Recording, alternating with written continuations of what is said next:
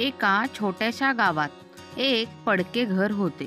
त्या घराकडे पाहूनच वाटत होतं की गेल्या 15-20 वर्षापासून त्याची डागडुजी झालेली नाही किंवा त्या घराला रंगवलेही नाही.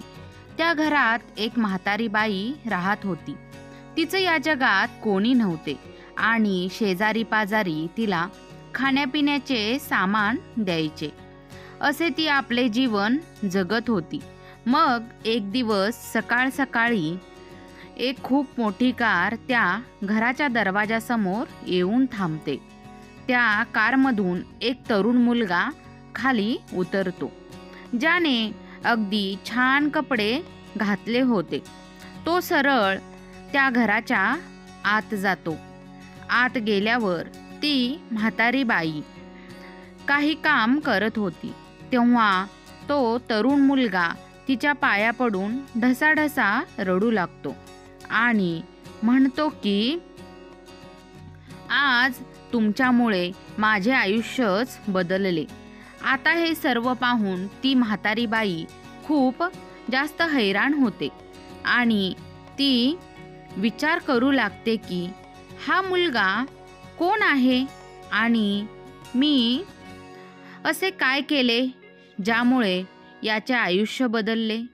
कोण होता तो मुलगा आणि काय कहाणी होती त्या म्हाताऱ्या बाईची.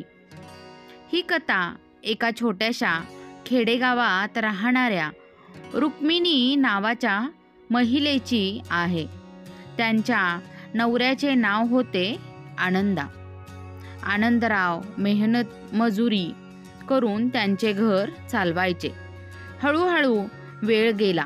त्यांच्या लग्नाला 5 वर्षे उलटली तरीही अजून त्यांच्या घरात पाळणा हलला नव्हता.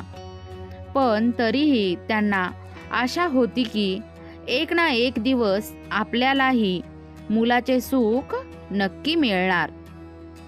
आणि काही वर्षांनी त्यांनाही आनंदाची बातमी कळते की रुक्मिणी आई होणार आहे आणि ती गर्भवती आहे. आनंदजी यांच्या आनंदाला तर पारावारच राहिला नाही. त्यांना खूप आनंद होतो आणि आता आम्हाला मूल होणार आहे आणि आपल्याही कुटुंबात एक नवीन सदस्य वाढणार आहे. हळूहळू दिवस निघून गेले आणि मग एक दिवस त्यांच्याही घरात लहान मुलाच्या रडण्याचा आवाज येऊ लागला. रुक्मिणी यांनी एका सुंदर सुदृढ मुलाला जन्म दिला होता. त्यांनी खूप प्रेमाने त्या मुलाचे नाव विजय ठेवले. आता घरात एक सदस्य वाढला म्हणून आनंदजी आणखीन जास्त मेहनत करू लागले. हळूहळू विजय मोठा होत गेला आणि जेव्हा विजय 5 वर्षांचा होतो तेव्हा दुर्दैवाने त्यांच्या वडिलांचा मृत्यू झाला.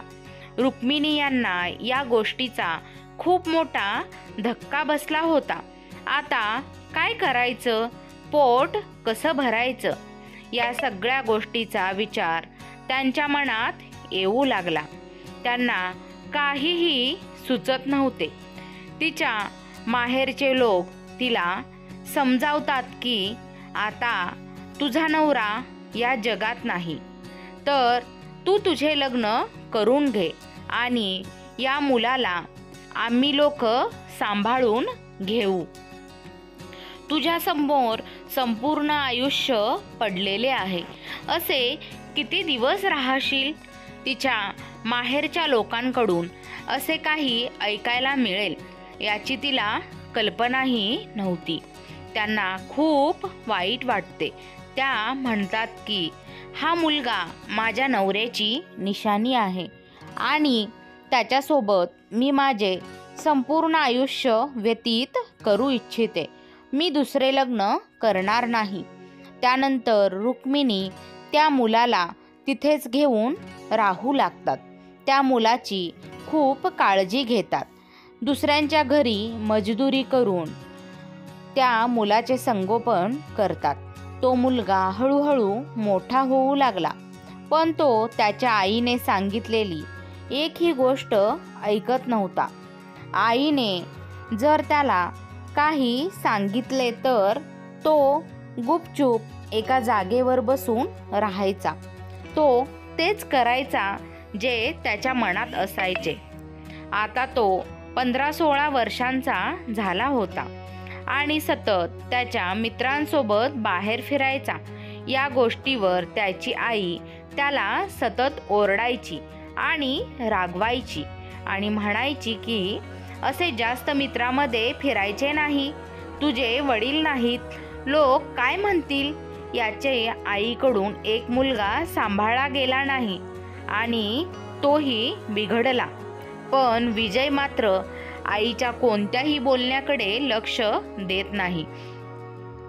एक दिवस तो त्याच्या मित्रासोबत फिरायला गेला होता आणि परत येताना त्याच्या मित्रासोबत दारू पिऊन घरी आला होता. तेव्हा त्याचे वय फक्त 16 वर्षे इतकेच होते. या गोष्टीची भणक जेव्हा रुक्मिणीला लागते तेव्हा त्या त्याला खूप मारतात. मारल्यानंतर त्या हेच म्हणत होत्या की तुझ्यासारखा मुलगा असण्यापेक्षा मला मूल झाले नसते तरी बरे झाले असते. किमान मला हा दिवस तरी पाहावा लागला नसता.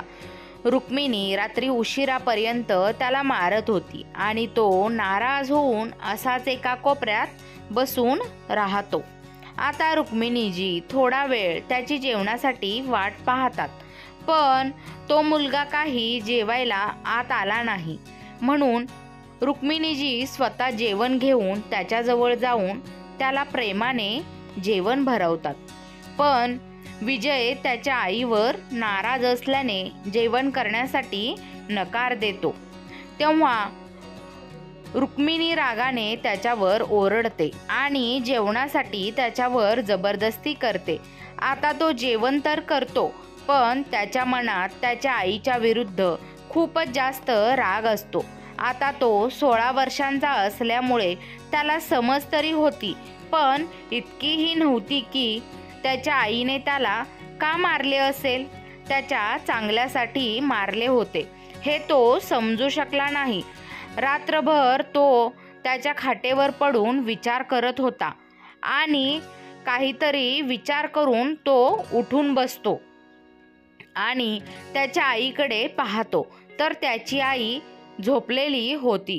तो उठून घराच्या आत जातो आणि त्याचे कपडे एका पिशवीत घालून रात्रीच्या अंधारात घराच्या बाहेर निघून जातो. त्यामुळे त्याला कोणीही पाहत नाही. चालत चालत तो मेन रोडवर पोहोचतो. मेन रोड त्याच्या घरापासून जवळजवळ 3 किलोमीटर अंतरावर होता. तो तेथून कुणाचे तरी मदत घेऊन त्याची मजबुरी सांगून जेमतेम शहरात पोहोचतो. इतके मोठे शहर आणि इतक्या लोकांची गर्दी पाहून तो हैराण होतो, कारण त्याने आजपर्यंत कधीच शहर पाहिलेले नव्हते. इकडे तिकडे लोकांकडे पाहू लागतो. तेव्हा तो विचार करतो की कुणामुळे हे जग थांबलेले नाही. सर्व लोक आपापल्या कामात व्यस्त आहेत. आता त्याला खूप भूक लागली होती. तेव्हा त्याला समोर एक हॉटेल दिसते. तर त्या हॉटेलमध्ये जाऊन तो त्या हॉटेलच्या मॅनेजरशी बोलतो की माझे या जगात कोणीच नाही आणि मला भूक देखील लागली आहे. जर तुम्ही मला जेवायला दिलं तर या बदल्यात मी तुमचं सर्व काम करीन. तो हॉटेल मॅनेजर आधी त्या मुलाला नकार देतो. म्हणतो की आम्ही लहान मुलांना कामावर ठेवत नाही. पण तो मुलगा त्यांना जास्तच विनंती करतो.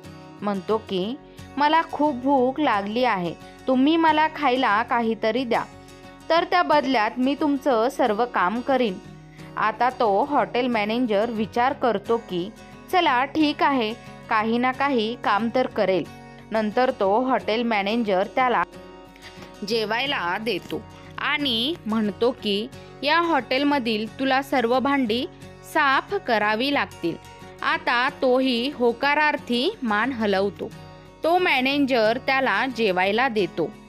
तो मुलगा पोटभर जेवतो आणि जेवल्यानंतर तो सगळी भांडीही साफ करतो आणि पुन्हा मॅनेजरकडे जातो आणि म्हणतो की मी म्हटल्याप्रमाणे मी या शहरात कोणालाही ओळखत नाही आणि मी माझ्या घरून इथे आलो आहे. इथे कोणतेही काम करण्यासाठी मला ना राहण्यासाठी छप्पर आहे ना खायला. जर तुम्ही परवानगी दिली तर मी याच हॉटेलमध्ये काम करीन आणि संध्याकाळी इथे झोपेन. आता यानंतर मॅनेजरला वाटतं की आम्हाला पण एक फुकट कामगार मिळतो जो 24 तास या हॉटेलमध्येही राहील आणि आमचं कामही करेल. म्हणून तो त्याला म्हणतो की ठीक आहे, जर तुझी अशीच इच्छा असेल तर तू इथे राहून काम करू शकतोस. तुला खाण्यासाठी जेवण आणि राहण्यासाठी हॉटेल मिळेल. पण कामात कोणताही हलगर्जीपणा मला चालणार नाही. इथे चांगलेच आणि सगळीच कामं करावी लागतील, असे म्हणत तो त्या मुलाला तिथे कामावर ठेवतो. विजय तिथे राहू लागतो. तो खूप कठोर परिश्रम करतो आणि त्याचे काम चोख करतो. आणि जेव्हा हॉटेलचा मॅनेजर त्याला काम करताना पाहतो तेव्हा त्यालाही त्याचे काम आवडते. त्याला वाटते की तो तर खूप मेहनत करतो आणि म्हणूनच मॅनेजर त्याच्याकडून जास्त काम करून घेत असे, जसे भाजी कापणे किंवा बाजारातून काही सामान आणणे, लोकांना जेवण सर्व करणे इत्यादी. दिवसभर तो हॉटेलमध्ये काम करायचा आणि संध्याकाळी त्याच हॉटेलमध्ये झोपायचा. त्या बदल्यात त्याला जेवण आणि राहण्यासाठी हॉटेल मिळाले. त्याचे दिवस असेच जातात आणि मग हळूहळू वेळ निघून जातो. आता कालांतराने तो मुलगा हळूहळू मोठा होऊ लागतो. तो 6 वर्षापासून हॉटेलमध्ये काम करत होता आणि आता तो 20 ते 21 वर्षांचा होता. मग एके दिवशी मॅनेजरला काही कामानिमित्त बाहेरगावी जावे लागते. तेव्हा तो त्या मुलाला सांगतो की बेटा, तू असे कर, या हॉटेलची चांगली काळजी घे आणि कोणी ग्राहक आला तर त्याचे समाधान कर. यानंतर विजय म्हणतो की ठीक आहे सर, तुम्ही अगदी निश्चिंत होऊन जाऊ शकता. मी हॉटेल व्यवस्थित सांभाळेल. कारण 5-6 वर्षातच त्याने हॉटेलची सर्व कामे शिकून घेतली होती. ग्राहकांना कसे हाताळायचे आणि त्यांच्याशी कसे वागायचे, कसे बोलायचे हेही त्याला माहीत होते. तो मॅनेजर 2-3 दिवस रजेवर जातो आणि इतके दिवस तो मुलगा विजय हॉटेल चांगल्या प्रकारे सांभाळतो आणि ग्राहकांचे देखील समाधान करतो. आता 2 दिवसांनी मॅनेजर आल्यावर तो पाहतो की त्याने हॉटेलचे व्यवस्थापन चांगले केले आहे आणि कामगारही त्याला सांगतात की तो खूप चांगले काम करतो. त्याच्यासोबत काम करताना कोणालाही कोणतीही अडचण आली नाही. आता हे बघून मॅनेजर खुश झाला. तो विचार करू लागला की अरे वा, हे तर खूप चांगले झाले आहे. माझे काम सोपे झाले. आता यानंतर मॅनेजर पुन्हा रजेवर जायचे आणि विजयला हॉटेल सांभाळायला मागे सोडायचे. विजय हॉटेल आणि इतर सर्व कामे सांभाळण्यात रुची दाखवतो आणि मोठ्या कष्टाने आणि प्रामाणिकपणे सर्व कामे शिकू लागतो. असेच एक दिवस मॅनेजर रजेवर गेला होता आणि त्याच वेळी हॉटेलचे मालक त्याच्या हॉटेलला भेट द्यायला येतात. हॉटेलचे मालक हॉटेलच्या आत येतात. त्यांना दिसले की मॅनेजरच्या जागी दुसरा मुलगा काम करत आहे आणि तो ग्राहकांशीही खूप छान बोलतो आहे. आणि जेव्हा मालक हॉटेलच्या आत येतात तेव्हा तो मुलगा त्यांचे खूप चांगल्या प्रकारे स्वागत करतो. त्यांच्याशी अतिशय दयाळूपणे प्रेमळ वागतो आणि विचारतो, सर, तुम्हाला काय खायला आवडेल? त्यानंतर मालक हे एका टेबलावर जाऊन बसतात आणि त्याला जेवणाची ऑर्डर देतात. हॉटेल मालक एका टेबलावर बसून सर्व करण्यासाठी वाट पाहत होता. मग विजय त्यांच्यासाठी जेवण आणतो. जेवण करतात. हॉटेल मालक त्या जेवणाची उणिवा काढू लागतात आणि जेवणात उणिवा काढताना संपूर्ण स्टाफ तिथे जमा होतो आणि तिथे असलेला विजय तिथली परिस्थिती हाताळण्याचा चांगला प्रयत्नही करतो. आता या सर्व गोष्टी पाहिल्यानंतर कर्मचारी तेथे येतात. काही कर्मचारी जे तेथील जुने कामगार होते त्यांनी पाहता क्षणी ओळखले की हे या हॉटेलचे मालक आहेत आणि लगेचच त्यांच्याजवळ येऊन त्यांना नमस्कार करतात. सगळेच कर्मचारी त्यांना नमस्कार करत असल्याचे पाहून विजयला थोडं आश्चर्य वाटते आणि त्यातील एका व्यक्तीला तो विचारतो की हे कोण आहेत. तेव्हा तो सांगतो की हे या हॉटेलचे मालक आहेत आणि ते येथे दररोज येत नाहीत. हे ऐकून विजय अचानक गप्प बसतो.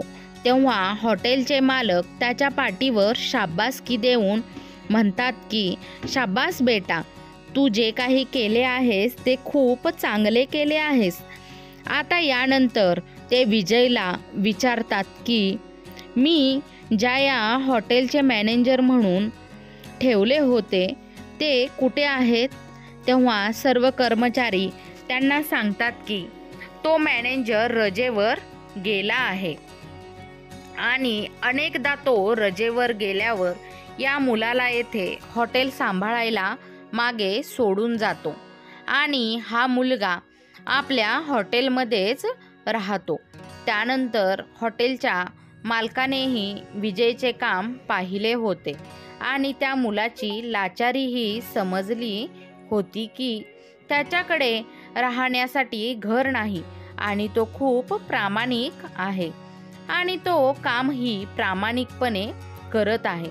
मग हॉटेलचे मालक त्या मॅनेजरला फोन करून सांगतात की आजपासून तुला माझ्या हॉटेलमध्ये येण्याची गरज नाही. मी दुसरा मॅनेजर नेमला आहे. आता यानंतर हॉटेलचे मालक विजयला हॉटेलचा नवीन मॅनेजर म्हणून नियुक्त करतात आणि म्हणतात की बेटा, आवडीने आणि मेहनतीने काम कर आणि यानंतर तुझ्यासाठी आणखी बरेच काही आहे. आता हॉटेलचे मालक त्याला मॅनेजर बनवून तिथून निघून जातात. हॉटेलच्या मालकाची अनेक हॉटेल्स होती आणि विजय ज्या हॉटेलमध्ये मॅनेजर होता त्या हॉटेलची बरीच प्रगती झाली होती. तेथे बरेच ग्राहक येऊ लागले होते आणि त्यांची विक्री दिवसेंदिवस वाढू लागली होती. आता हे पाहून त्या हॉटेलचे मालक हैराण झाले होते आणि विचार करू लागले की हा मुलगा खूप मेहनती आहे, यामुळे माझ्या हॉटेलची विक्री चांगली आहे आणि त्यामुळे अनेक ग्राहक या हॉटेलमध्ये येऊ लागले आहेत. त्यानंतर हॉटेल मालक विजयला एक दिवस त्यांच्या घरी बोलावतात आणि त्यांच्या सांगण्यावरून विजय त्यांच्या घरी जातो. हॉटेल मालकाचे घर अतिशय आलिशान होते. तिथे बऱ्याच गाड्या उभ्या होत्या. घरात पती पत्नी दोघेच राहत असत. हॉटेल मालकाने त्याला बोलावले तेव्हा ते जेवत होते. तेव्हा हॉटेल मालक त्यालाही डायनिंग टेबलवर बसायला सांगतात. बसल्यावर त्याच्याशी बोलतात आणि त्याला सांगतात की बेटा, जे हॉटेल चालवतोस त्याची विक्री खूप वाढली आहे आणि माझ्याकडे बरीच हॉटेल्स आहेत, म्हणून मला वाटते की तू याच पद्धतीने हे सर्व चांगले मॅनेज कर आणि चांगल्या प्रकारे चालव. हे ऐकताच विजयला खूप आनंद झाला. त्याच्या मालकाकडून त्याची स्तुती ऐकून तो म्हणाला, ठीक आहे सर, तुम्ही म्हणाल अगदी तसेच होईल. आणि त्यानंतर विजय त्याच्या सर्व हॉटेलची चांगली काळजी घेतो आणि हॉटेलचे संपूर्ण काम स्वतः पाहू लागतो. आता हॉटेलमध्ये नवीन कर्मचारी भरती करायचे असतील किंवा कोणत्याही प्रकारचा फेरफार करायचा असेल तर तो एकटाच बघत होता. हळूहळू वेळ निघून गेला आणि आता विजय पण 25 वर्षाचा झाला होता. आता विजय बऱ्याचदा त्याच्या मालकाच्या घरी जात असे, कारण त्याला हिशोब पाहावा लागत असे आणि हॉटेलने जे काही पैसे कमावले त्यांचा संपूर्ण हिशोब तो मालकाला समजावून सांगायचा. आता जेव्हा तो नियमितपणे मालकाच्या घरी जाऊ लागतो तेव्हा त्याचे मालक आणि त्यांची मालकीण त्याच्यावर खूप प्रेम करतात आणि त्याच्याकडे चांगल्या नजरेने पाहू लागतात, कारण विजय मेहनती होता आणि त्यांचा खूप आदरही करायचा. त्यांनी जर त्याला घरातील काही काम करण्यास सांगितले तरी तो आनंदाने ते काम करायचा, कारण हॉटेल मालकाला मूल नव्हते. त्यामुळे विजय त्यांच्यासाठी घरातील सर्व काम करत असे आणि अशा प्रकारे एकदा हॉटेल मालक आणि त्यांची पत्नी यांच्यात बोलणे सुरू असते की मुलगा खूप चांगला आहे, हुशार आहे, जर आपण त्याला दत्तक घेतले तर. पण हॉटेल मालक म्हणतात की नाही, अजून ती वेळ आलेली नाही. वेळ आल्यावर मी नक्की याचा विचार करीन. त्यानंतर हळूहळू आणखीन काही काळ जातो आणि काही काळाने हॉटेल मालकाच्या पत्नीचा मृत्यू होतो. आता हॉटेल मालकाच्या पत्नीचा मृत्यू होताच हॉटेल मालक आतून पूर्णपणे तुटून जातात. पत्नीच्या मृत्यूचा त्यांना खूप मोठा धक्का बसतो आणि या दुःखामुळे ते अनेकदा आजारी पडू लागतात. ते एक दिवस विजयला म्हणतात की बेटा, आता तू हॉटेलमध्ये न राहता माझ्या घरी येऊन इथेच राहा, कारण मी आता एकटा पडलो आहे, मला मुले नाहीत आणि तू माझ्यासोबत राहिलास तर मला थोडे बरे वाटेल. हे ऐकल्यानंतर विजयलाही हॉटेल मालकाशी सहमत होतो आणि तिथे त्यांच्या घरी राहू लागतो. तो सकाळी लवकर उठून आपल्या कामावर जायचा आणि दिवसभर संपूर्ण हॉटेलची चांगली काळजी घेऊन संध्याकाळी हॉटेल मालकाकडे परत यायचा. पण हॉटेल मालकाची तब्येत दिवसेंदिवस ढासळू लागली आणि तो आजारी पडू लागला, कारण त्याला त्याच्या पत्नीच्या मृत्यूचे खूप दुःख झाले होते आणि या दुःखामुळेच तो आतून तुटून पडला होता. आता विजय हॉटेल मालकाची खूप चांगली काळजी घेतो. संध्याकाळी जेव्हा झोपण्याची वेळ होते तेव्हा तो त्यांचे पाय दाबतो आणि त्यांची खूप काळजी घेत असतो. आता एके दिवशी संध्याकाळी विजय त्याच्या हॉटेल मालकाचे पाय दाबत असत होता. मग हॉटेल मालक त्याला त्याच्या जीवनाबद्दल विचारतात. बेटा, तू आमच्याकडे इतके दिवस काम करत आहेस, मी कधीच तुझ्याबद्दल जाणून घेण्याचा प्रयत्न केला नाही. तू कुठून आहेस आणि तू कुठून आला होतास आणि इथे काय करत आहेस हे मला जाणून घ्यायचे आहे. त्यानंतर विजयने त्याची संपूर्ण गोष्ट हॉटेल मालकाला ऐकवतो. तो सांगतो की माझ्या लहानपणी मी 5 वर्षाचा असताना माझे वडील वारले. त्यानंतर माझ्या आईने मला सांभाळले, मला वाढवले, माझे चांगले पालनपोषण केले. पण तिचे पालनपोषण, तिचे प्रेम मला कधी समजले नाही आणि मी माझ्या मित्रांसोबत फिरायला लागलो. वयाच्या 16व्या वर्षी मी एक दिवस दारू पिऊन घरी आलो आणि त्यानंतर माझ्या आईने मला खूप मारले आणि त्यामुळेच मी माझे घर सोडून थेट या शहरात आलो. मी लोकांकडून लिफ्ट घेतली आणि मग तुमच्या हॉटेलमध्ये काम करू लागलो. मग हे ऐकून विजयलाही आईची आठवण येते आणि त्याच्या डोळ्यात पाणी येते. इथे हॉटेल मालक त्याची संपूर्ण कहाणी ऐकतात आणि त्याचे वडील लहानपणीच वारले आणि त्यानंतर आईने त्याला त्याचे पालनपोषण करून वाढवले, पण आईला सोडून तो इकडे येऊन राहत आहे. हे सर्व ऐकून हॉटेल मालकाच्या ही डोळ्यात पाणी आले. ते पूर्णपणे भावूक होतात आणि विजयला म्हणतात की तू कधी तुझ्या आईची बातमी घेण्याचा प्रयत्न केला नाहीस का?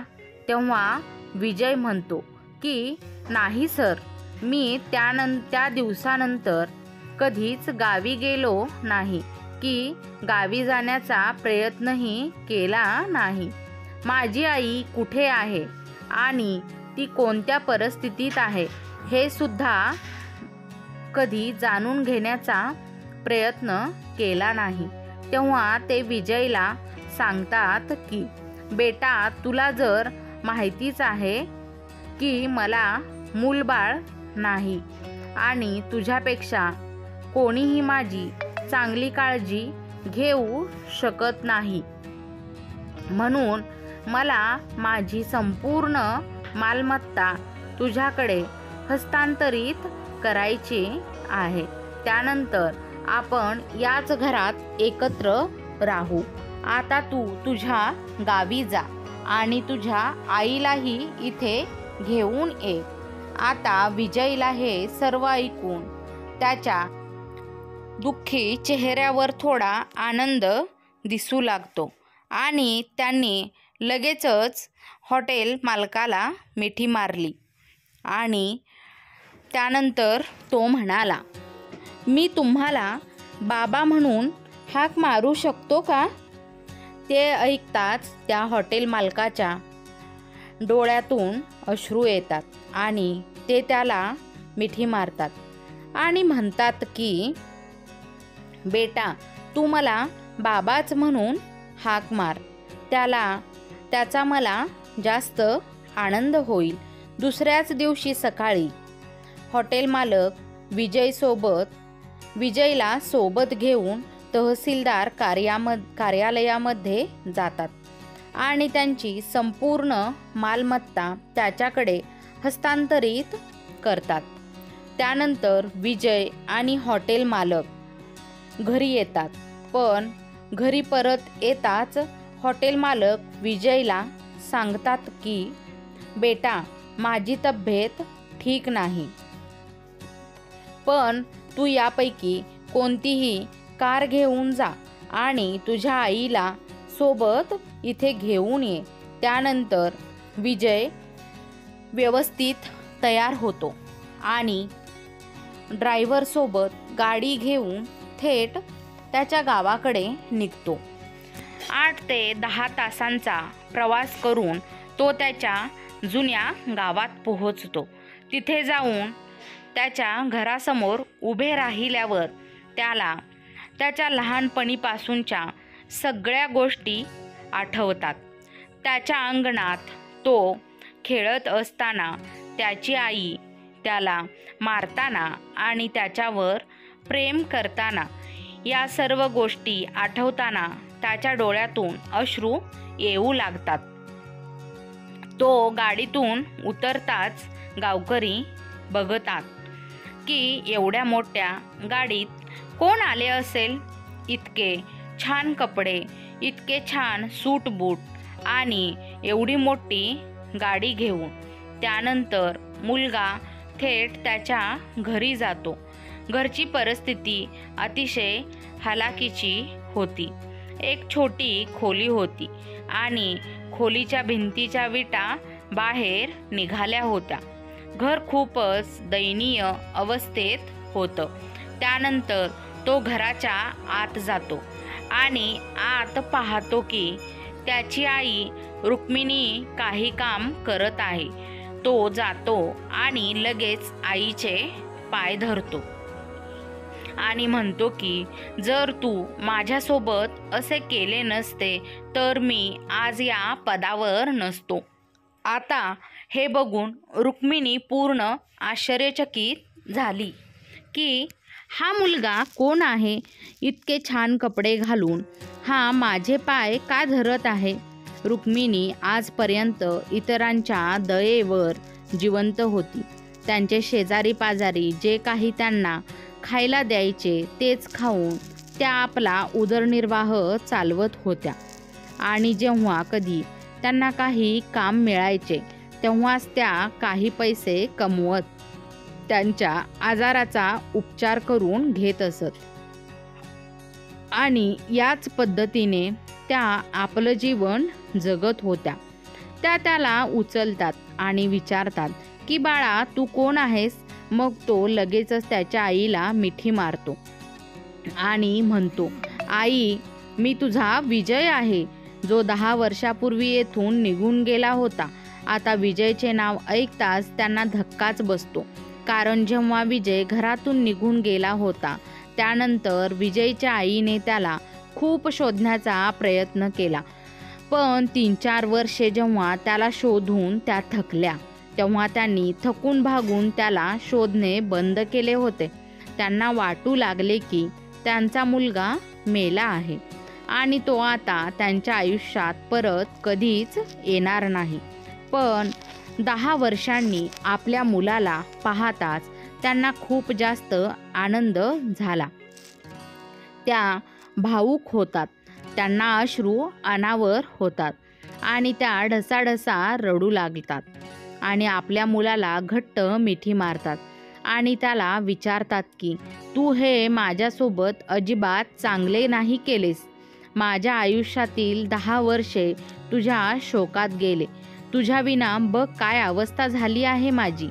तो मुलगा त्या घरात गेल्यावर त्याचे आजूबाजूचे लोकही आजवर त्यांना मदत करत होते. तीही सर्व लोक त्या घरात जमतात आणि जेव्हा त्यांना समजते की हा तोच मुलगा आहे जो 10 वर्षापूर्वी निघून गेला होता, त्यांच्या चेहऱ्यावर चमक येते. तेही विचार करू लागतात की चला चांगले झाले, या बिचाऱ्या बाईला म्हातारपणात आधार मिळाला. यानंतर रुक्मिणी स्वतःचे अश्रू पुसत विजयला विचारतात, बेटा तू कुठे गेला होतास आणि आज इतका मोठा कसा झालायस? त्यानंतर विजय त्याची संपूर्ण कहाणी गोष्ट त्याच्या आईला आणि गावकऱ्यांना ऐकवतो. त्याची कहाणी ऐकताच त्याच्या आईला आणि गावकऱ्यांना अश्रू अनावर होतात. सगळेच लोक त्या हॉटेल मालकाचे खूप कौतुक करतात. तेव्हा विजय त्याच्या आईला सांगतो की आई मालकाला तुला भेटायचे आहे. त्यांनी मला स्पष्टपणे सांगितले आहे की माझ्या आईला सोबत घेऊन ये. त्यानंतर संपूर्ण गाव त्या म्हाताऱ्या बाईला म्हणजेच रुक्मिणी यांना हसत खेळत निरोप देतात आणि त्यांना त्यांच्या मुलाच्या गाडीत बसवतात आणि विजय त्याच्या आईसोबत त्याच्या मालकाकडे पोहोचतो. आणि जेव्हा विजयचे मालक त्याच्या आईला भेटतात तेव्हा त्यांच्या पायांना स्पर्श करून म्हणतात की तुम्ही एक देवी आहात, जे तुम्ही अशा मुलाला जन्म दिला. हे ऐकताच त्यांच्या डोळ्यातून अश्रू वाहू लागतात. त्यानंतर विजय, त्याची आई आणि मालक तिथेच एकत्र राहू लागतात. विजयची आई कधीकधी त्यांच्या गावी जायच्या, पण नटून थटून चांगली साडी नेसून आणि त्यांच्या कारमध्ये बसून आणि त्यांच्याशी तासनतास गप्पा मारायच्या, ज्यांनी एकेकाळी त्यांना सहारा दिला होता. इकडे विजय कधीकधी वेळ काढून त्याच्या गावी जायचा आणि त्या लोकांसोबत वेळ घालवायचा. त्यांच्याशी चांगल्या गप्पा मारायचा. त्यांचे उपकार तो आयुष्यभर विसरत नाही. तर मित्रांनो, ही होती एका मुलाची कथा, ज्याला त्याच्या आईने मारले म्हणून तो घरातून पळून गेला आणि एक खूप मोठा माणूस बनून आपल्या गावी परतला. तुम्ही काय सांगाल या कथेबद्दल? मित्र आणि मैत्रिणींनो, आजची कथा जर तुम्हाला आवडली असल्यास चॅनलला लाईक, शेअर, सबस्क्राईब नक्की करा. आणि कथा पूर्ण ऐकल्याबद्दल, वाचल्याबद्दल तुम्हा सर्वांचे मनपूर्वक धन्यवाद. जो कोणी चॅनलवर नवीन आला असेल तर अशाच नवनवीन कथा ऐकण्यासाठी आजच आपल्या चॅनलला नक्की सबस्क्राईब करा.